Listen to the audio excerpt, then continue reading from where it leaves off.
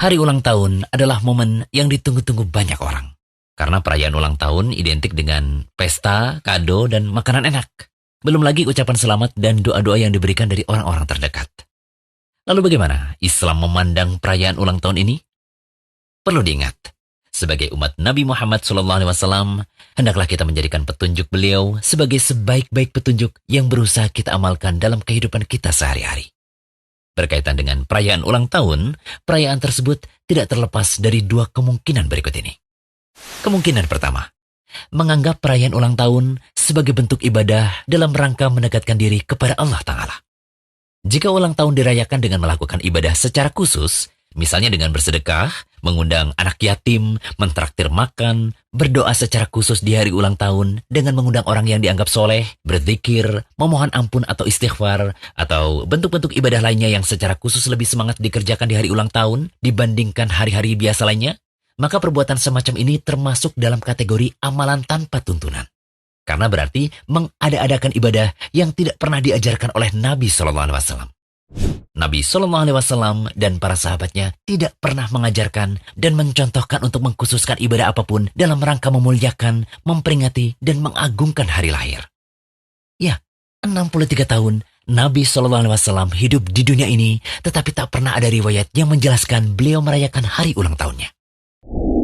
Kemungkinan kedua, jika perayaan ulang tahun ini dimaksudkan tidak dalam rangka ibadah, melainkan hanya tradisi, kebiasaan, adat, atau mungkin sekedar have fun saja, maka kategori kemungkinan kedua ini masuk ke dalam bahasan tasyabuh.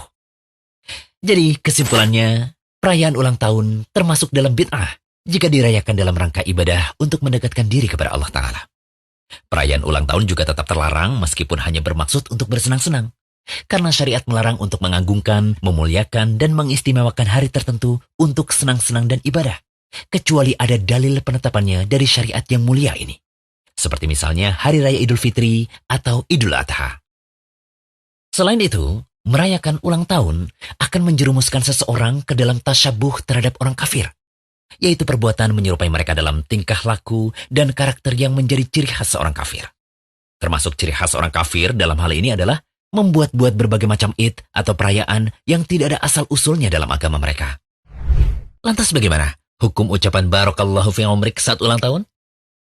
Begini, saat ulang tahun diungkapkan atau dirayakan dengan doa Barakallahu fi umrik, semoga Allah memberkahi umurmu, itu kira-kira lebih kental nilai mubahnya atau ibadahnya?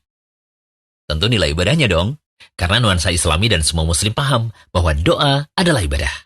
Sehingga lengkaplah keburukan pada ulang tahun yang diyakini lebih Islami ini. Keburukan tasyabuh yang dikemas dengan ibadah. Ibarat kata pepatah, sudah jatuh tertimpa tangga pula. Tasyabuh kena, bid'ah pun kena. Maka bungkus Islami tadi tidak mengubah hakikat. Seperti riba yang disebut bunga, atau suap yang dibahasakan sedekah, atau bahkan zina yang disebut suka sama suka. Hukumnya tetap sama, haram. Jika demikian, sikap yang Islami dalam menghadapi hari ulang tahun adalah tidak mengadakan perayaan khusus. Biasa-biasa saja dan berwibawa dalam menghadapi perayaan semacam itu. Mensyukuri nikmat Allah berupa kesehatan, kehidupan, usia yang panjang sepatutnya dilakukan setiap saat, bukan setiap tahun. Dan tidak perlu dilakukan dengan ritual atau acara khusus.